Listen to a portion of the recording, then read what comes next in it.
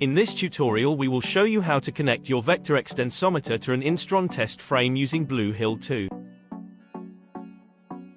Start by opening the Vector interface software and connect it to the vector you wish to integrate with the Instron UTM.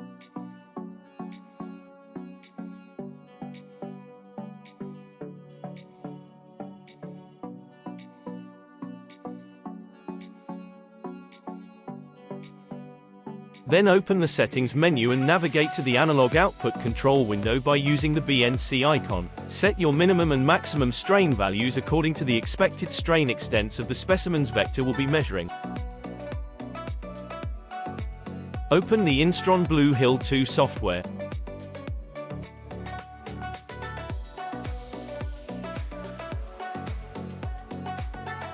A pair of grayed out icons showing the strain transducers can be seen.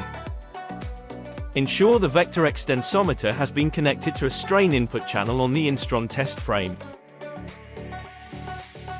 At this point the relevant transducer should become active. Select this to open the transducer dialog box. Ensure both the vector interface and the transducer settings dialog box are visible, as they are both required to perform the signal calibration. Bluehill 2 requires the strain value to be entered as an extension rather than a percentage.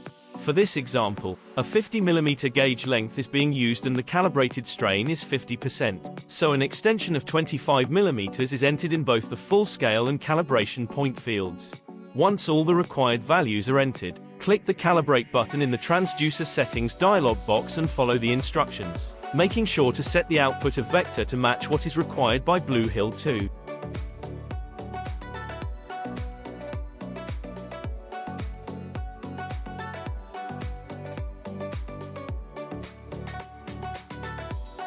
Once the calibration procedure is complete, check that manually setting the vector output to the minimum and maximum outputs is matched within the Bluehill 2 software. Vector is now ready to use and can be selected as a strain source within Bluehill 2 methods. We hope you found this tutorial useful. Further training videos and information can be found by accessing the Emetrum support portal using the above address. If you have any further questions, please don't hesitate to contact us by raising a support ticket.